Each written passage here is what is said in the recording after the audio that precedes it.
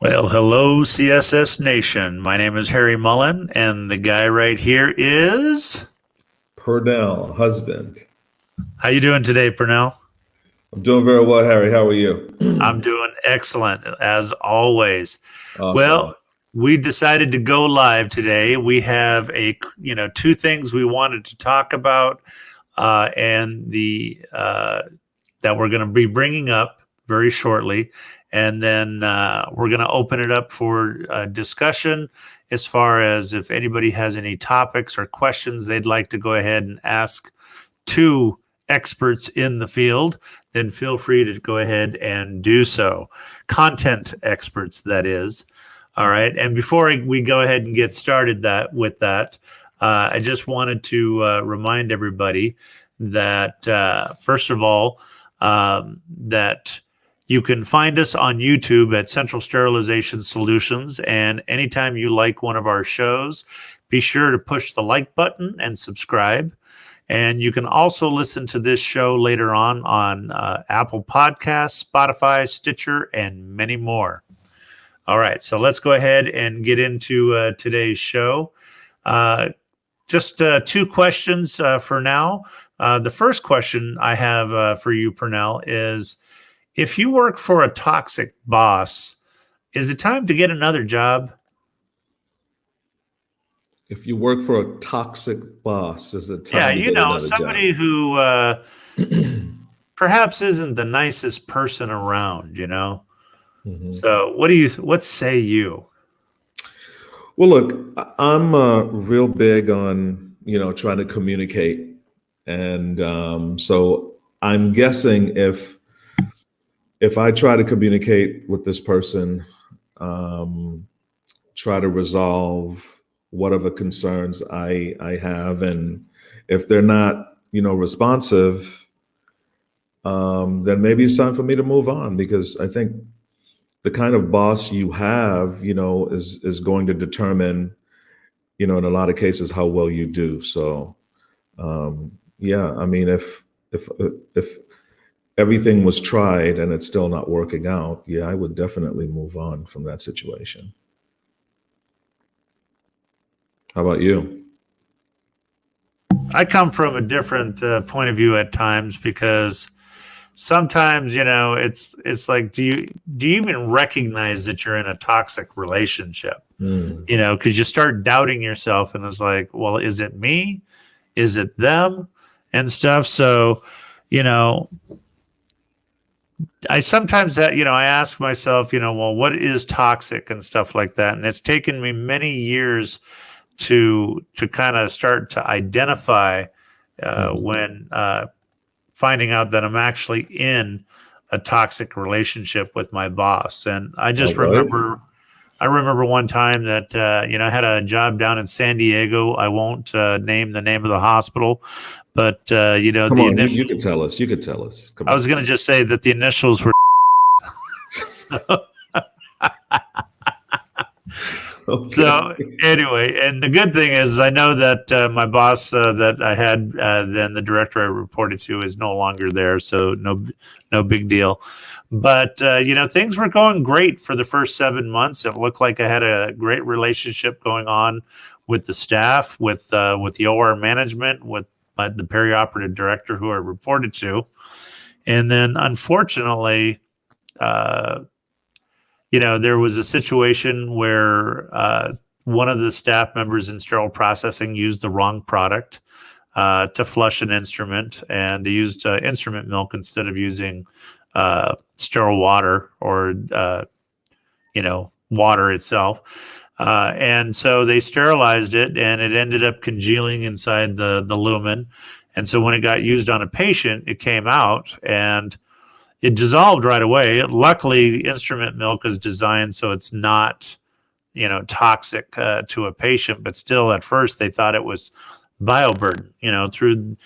Through investigation, found out what went wrong, and got with the quality manager, quality department to work on how do we prevent something like this in the future.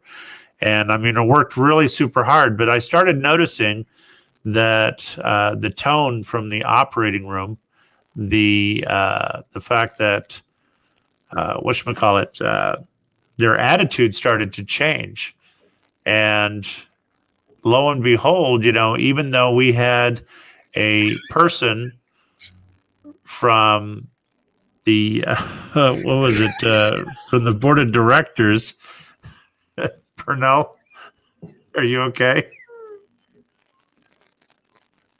Hello. Oh boy. Okay.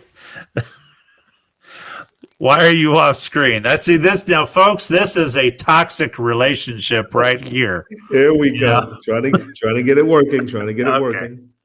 Here Oh, we your go. camera went out. Okay, I understand. Yeah. Well, hey, at least I can hear you. That's okay. Here But it anyway, comes. Here it comes. There it is. but but anyway, we We're had back. Sorry about that. a board member come in and look at our processes that we had put up to make sure that we didn't have an incident like this happen in the future ever again. And he was really pleased. He said that this is something that we can take back to the board of directors, and they'll be extremely happy. And you would think that that would have made my boss happy, but unfortunately, it didn't. And even after he left, things just started getting even worse. And believe it or not, after all my years of experience and dealing with different situations, it became unbearable. It got to the point where, um, honestly, I think I was starting to feel panic attacks in, and so at that point, that's when it was like, before I would like put, I've had, I've worked with managers before in the past that haven't been the most knowledgeable, the nicest person and stuff like that. But it was Sure. like, well, he is who he is, and that's that. But this situation, it was just got to the point where I finally said, "That's it. I've got to leave." Mhm. And it almost broke me. And Yeah. and it wasn't an easy thing. So yes, and a long story short, I agree with you. If you're in a toxic Mhm. relationship with your boss, if your boss is toxic, then you need to see about uh, leaving and finding a job where you're happy, because a lot of facilities talk about life balance. And so it's so important that we keep our lives balanced between our work lives and our home lives, and because we need to stay healthy and stuff. Absolutely. So Yep. Yeah. I mean, move on. It's just, self-preservation, right? Preservation. Um, you know, when it's not a good relationship, and some people prolong it because of necessity. But like you said, stress is a is a major, contributor to heart problems and yeah, absolutely. strokes and that sort of thing. Yeah, just move on. Hey, before we go on to the next question, I just want to do a couple of shout outs there, because I see that there's somebody named Ash out there that shared the posts. We have Anna, who gave us a thumbs up. Ash also gave us a heart. She really she likes it, and I can see Nice. that we have at least 4 people viewing right now. So again, at the beginning of the show, I said if you like the show, be sure to like us, subscribe. Are those the 4 people that you paid? 'Cause I think you told me. No, you know what? And I think you just insulted one of them, because one of them dropped off. Now we have 3. Oh, Uh, so okay. I guess they didn't pay him enough. But and no, absolutely not. Uh, but hey, those that are watching, feel free to go ahead and write a comment. If you have any questions for us, feel free to go ahead and ask a question, and we'll do. Because today we're just basically, we decided to go live, and we decided to just what's that term? Riff it. Yeah, riff, old jazz term, improvisation. Yeah, we're just riffing it, and going off the head. Just Yeah. yeah. Oh, anyway, so then the next question that I have is, and it kind of ties into the first one. When you have a toxic boss, is when a job is not turning out as you expected, do you quit or do you stay? That's the question I have. And boy, my thought process right now is like, if it's not what it's expected, especially if you had that toxic boss, you know what? I can't say what's in my mind, because this is a family show. So PG-13. definitely PG-13, not rated R, not rated X. So, No. um, you know what? To answer this question, it goes again. It goes back to the toxic boss. That if it's not turning out the way you expected, goes back to life balance. You've got to. I wouldn't say immediately quit, but start looking. If you're not happy, if it's not what you thought it was going to be like, start looking for another place to go, and definitely don't stay. Yeah, I think, people are really good about their instincts. I mean, sometimes you walk into a place and you do a shift and you're like, you know what? I'm good. This isn't Yeah. the place for me. And sometimes, so people's instincts are really good. Trust your instincts. And not every place is for everyone. And if the job just isn't what, you thought it was going to be, again, communicate. Maybe you can resolve something, perhaps. But again, if that's not the case, know when to say when and move on. Yeah. Right. Well, I think a lot of travelers end up, they leave a hospital that maybe have been at a facility for a long period of time, and they decide, what, I want to start working for registry. Where I'm working at right now is not necessarily, uh, you know, where I want to be. I'm not making enough money, so they decide to go to become a traveler and stuff. And so I think, that is definitely a situation where you may not necessarily, where it may not turn out as you expected and stuff. Because, Well, I mean, but that's the nature of doing that kind of work, right? yeah. If you're Well, going to travel, you're going to expect the unexpected. And what I like about being a traveler, though, because at times, Pernell, you and I will go out on an assignment or something like that to yeah. do an interim job, Hmm. and I say you stick it out for the original contract of what you uh, agreed to. But the great thing is that at the end of the contract, you have the right to whether you want to go ahead and extend that contract, if the employer is offering that to you, or to Hmm. let them know that no, that it's Yeah. I'd like another assignment. I don't want to stay at this particular facility.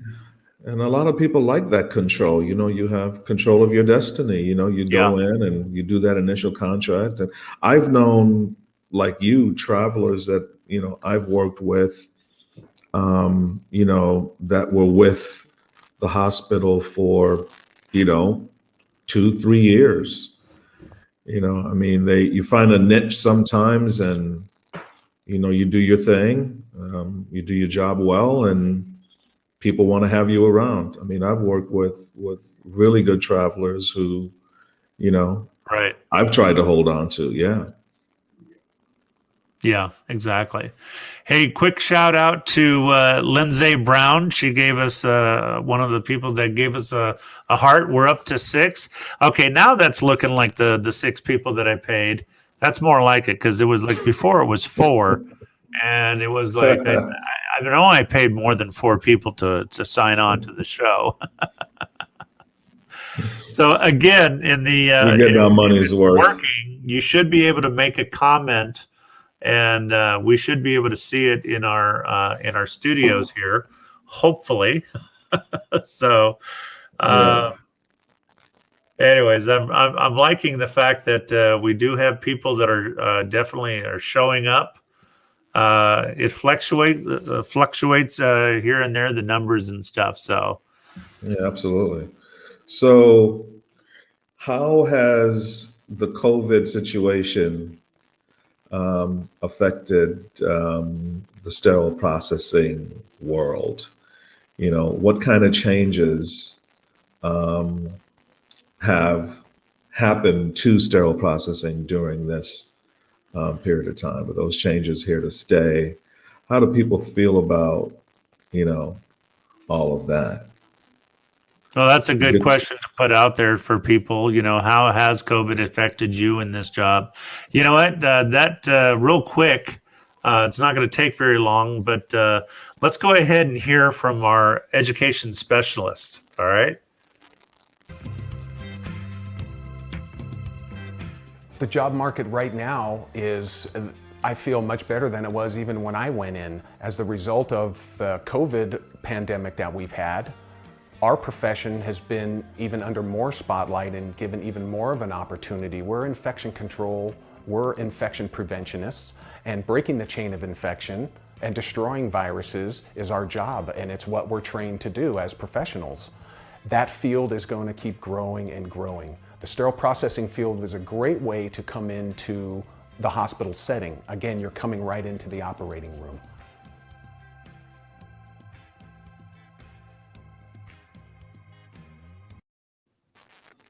Well, we're back after that. Again, that was our educational specialist, Ken Croto.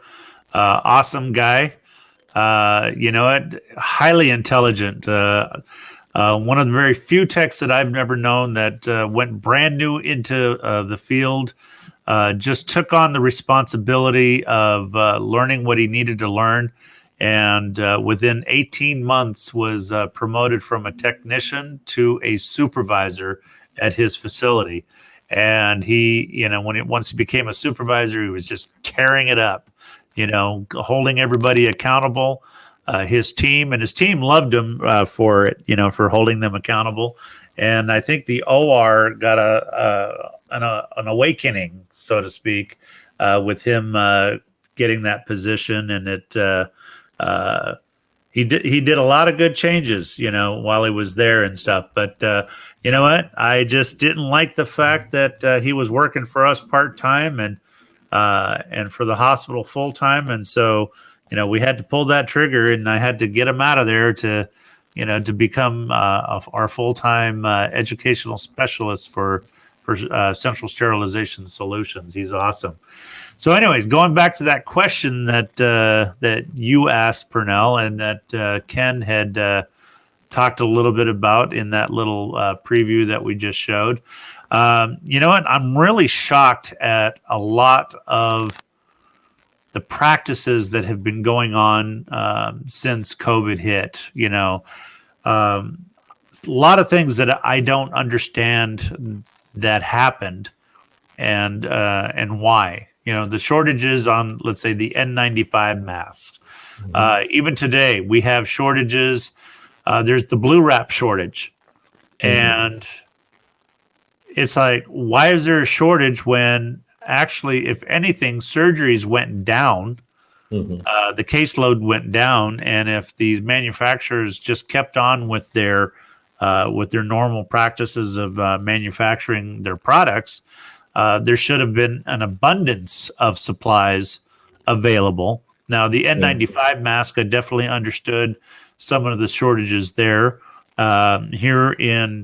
It was either in Northern California or, let's say, Oregon, but it was SEIU that was reported in the news that they had a couple of million masks, N95 masks, that they were hoarding during this early on in the pandemic. And when it was found out, the government threatened them, and they were like, oh, well, yeah, we're going to give them away for free.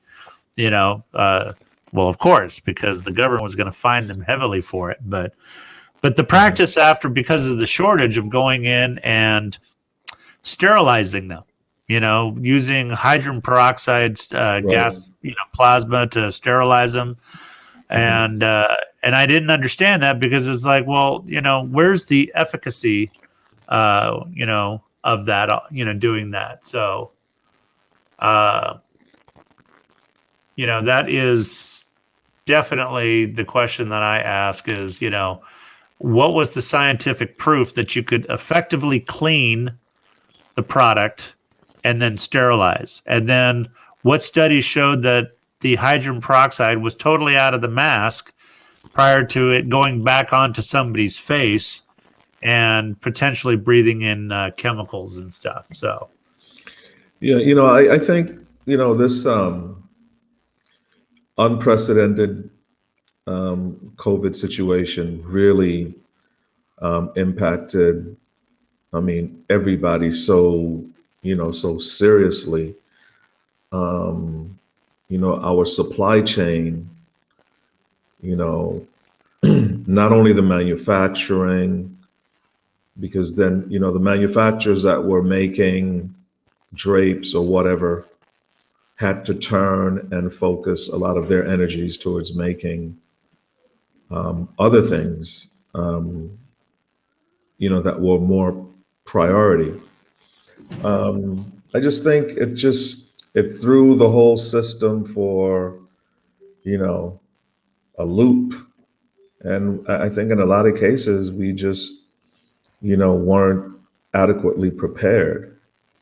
right, The whole mask thing, the reprocessing, you know, there just was not a lot of, you know, clear discussion about that. And not a lot of good information was being put out very early on. But again, I think that was just a product of the times and what was happening. And we weren't communicating as effectively, collectively as we should have been. right, So hopefully for the next whatever, you know, we're better prepared. right. Well, I have a follow up on that, but before I do, so we did get a couple comments. We had Melissa who asked what was the internet link, and I'm assuming on at the end of the commercial with Ken talking about COVID and what was going on. I have the link at the bottom of the screen there scrolling. It's centralsterilizationschool.com. It's one of two parts of our company. We do consulting as well as we do education to help people get certified. So there's that. And so Melissa says yes. That's what she was asking. So that's the link is there. Reach out, and go check us out there. Another a Facebook user. By the way, if you want us to know see your names, when you respond, like Melissa, we see that it was Melissa. You have to click on and give StreamYard permission to be able to see your name for us to be able to see it. Otherwise, it's just Facebook user. Yeah, because we want to display it, on the platform here. Yeah. So one of the other questions, Pernell, when going back to the travelers and stuff like that, we had somebody who asked, do hospitals hold staffing agencies accountable if travelers come in and don't follow basic industry standards? I'm going to let you start that. What would you do as a manager? And I know you've been in this situation. Do you hold agencies accountable or do you hold the traveler accountable?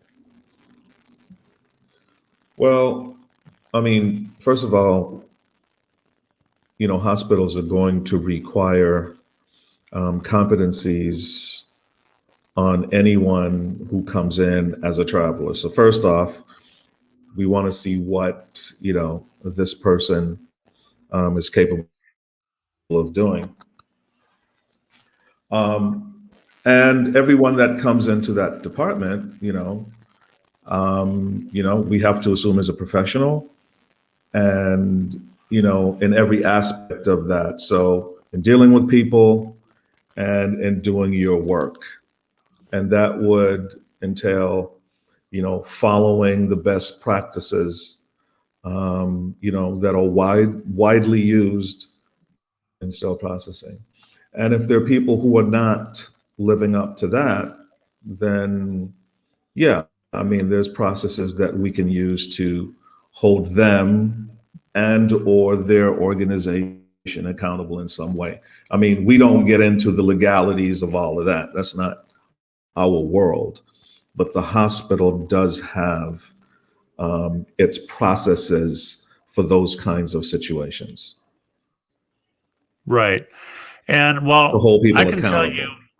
yeah, and I can tell you when, as a manager of a sterile processing department, if I have a traveler that comes in or a registry person, depending on what, you want, what term you want to use, that I first hold the individual that if they're not following the basic industry standards, then I hold them accountable. I do education just like with any new employee coming into the department. But to me, the probationary period for a traveler is probably shorter um, because you're actually paying a premium price. The hospital has to pay, a higher price than they do for a regular employee. So for people to understand, here in California, I know that a lot of travelers they get paid, let's say $25 an hour to come in and work, and that's it. They're not getting benefits usually, depending on the company you're working for, but they're getting, let's say, $25 an hour. But that's not what the agency is paying or getting paid by the hospital, because they have to pay the traveler plus they have to get paid for being an employment service. So typically, it's off the top of my head, I would imagine they're charging the hospital anywhere from $50 an hour to $75 an hour to have one of their employees come in, and that's per person. So to me, the probationary period for a traveler would be a lot shorter. That if they're not willing to learn, now if I see somebody's willing to learn, that perhaps they just didn't know and they're willing to take make the changes, and they're improving, then then I go ahead and keep them. But if you have somebody who's just not, it has a total disregard of the standards, I get rid of them. And then I'll call the registry and I'll let them know that, hey, send me somebody else. And if I get the same type of employee, then what I'm going to do is, send them back. And then at that point, I will see about utilizing another company. So that's how we can hold the agencies accountable for what they're doing or the type of people that they're sending us and stuff. And usually, when I was the educator at UCLA, we didn't just have one agency that we selected employees. I mean, we had 3 or 4 different agencies that we were able to pull staffing from when we needed it and stuff. So it's very important to we hold our staff accountable. We have to hold the agencies accountable. We have to hold the travelers accountable. We're overall accountable for the product that comes out of that department. So absolutely, anybody who enters into the department, we're going to hold them to a certain standard. And if they're not meeting that, then, they got to go. Absolutely. Now, we had another comment where another Facebook user said that they had some questions regarding sterilization on masks and the efficiencies and also documentation, but they didn't follow up with what the actual question was.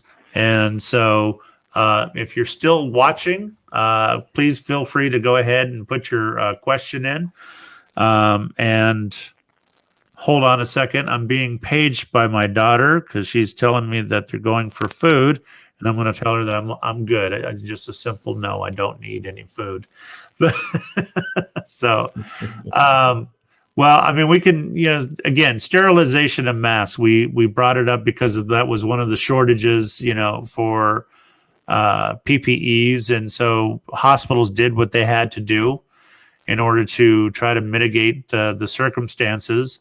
I think the facility that I used to work at, maybe it was a good thing that I left when I did, because as a content expert, I myself would not have allowed the sterilization of N95 masks coming in because, again, I go back to what scientific proof do we know that the hydrogen peroxide would have been completely removed from the masks, and how is it that you can say that you cleaned a mask because you can't wash them?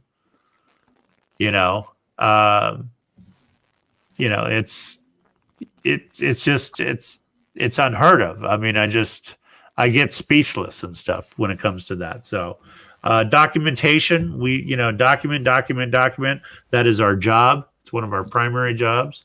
And by the way, real quick interruption here. Another Facebook user said, Pernell, amen. Pernell, that was exactly my point. Regardless of employment, SPD professionals should be held to the same standard. Thanks for addressing the question. Absolutely. Thank you for posting the question when it comes to, what we do with agencies and what we do with travelers. So also, One exactly, standard, Harry, one you standard. answered my question. Thank you. Well, okay. Was the question on masks or was it on travelers or stuff like that? So, Which but one thank was you it? very much. We really do appreciate that. So, but anyways, going back to the mask, the documentation, it is imperative that right or wrong, whether the practice was right or wrong, it's what took place. It's what the FDA and the CDC said was acceptable for the current situation. And masks, by the way, the person is exactly Harry asking questions about the mask or answering about the mask. So again, it goes back to, the documentation, again, right or wrong. We have to properly document, but the question is what to actually document, is the question. It's like, what department is it coming from? Who was the user? Is that mask going back to that same user? Would be my question, because I know certainly if I got a sterilized mask coming back to me, I'd want to know whether or not it was the mask that I turned in. I would have probably written my name on it prior to sending it to sterile processing if I was one of those individuals up on the floors and stuff. So, I think most places had a process, had a process in place to address those concerns. I just, I don't have too much more to add. yeah. Well, you know what, Pernell, we typically like to keep our shows to 30 minutes if we can. And we've gone 33 minutes. And so first of all, What are you saying, Harry? What are you saying? What are you saying? I'm saying it's probably time to cut it short now. But I do want to say thank you for all of those Facebook users that posted their questions, to Melissa, who had also See you, Melissa. asked about the internet link. I really appreciate that you stayed on with us. For all the likes that we got during the show, and I know Lindsay Brown was on the show, or not on the show, but she was watching, and we really do appreciate each and every one of you that actually took the time to stay with us. Yeah. So again, Facebook user, if you're the one who typed in all of those questions and statements, there is a way for you to click, and I'll have to do an informational video on how to do it, but you can give permission to StreamYard so that we can see who you are. By the way, any of you, if you're not currently a member of CSS Nation, it's a group Nation. on, CSS Nation on Facebook. Come in and join. The only requirement is that either you are a sterile processing tech, educator, manager, something sterile processing, or even if you're a vendor that supports sterile processing, come in and join us. We want to make it the largest sterile processing group there is. The whole purpose of the CSS Nation is education, information, and the whole point is to be respectful to one another. That's one of the things that I think COVID during on the internet really brought out is the nastiness, I guess, of people reacting to different things. And they only did it because it's like, well, nobody knows who I am, and and what can they do? Right. And I see that Melissa, you just asked to join CSS Nation. When I get off the show, I will approve that. Welcome to CSS Nation. I'm glad you watched the show. And so, Pernell, Yes. real quick, Real quick. anything to say? I tell you what, I know what you think I'm going to say, but I'm not going to say that. Before that, I'm going to say I want to thank, on behalf of Harry and Central Sterilization Solutions, all of the good people out there who have been following along. We're doing this show with you guys in mind. We've been there, we've kind of done that, but still learning every day. We so appreciate the good people out there doing this very necessary work. And we want to advocate for all of you guys out there. And we hope with this platform and doing what we're doing on here, you can see that and help us out with that. Thank you so much for all you do. Yeah. Absolutely. You know what? We have the heroes on the front line, but let's all remember the heroes behind the scenes that allowed the heroes to be heroes. Because my opinion is absolutely we need the doctors, we need the nurses, the technicians on the floors. But you know what? Thumbs up to all the sterile processing techs behind the scene that nobody knows who we are or what we do, and the support that you gave the hospital in order to be able to get through the pandemic. And it's not over yet. Hopefully, knock on wood, it will get this through this very quickly. So all I have to say is stay safe out there. COVID's not fun. And one last time, Pernell, any last words? We'll be back.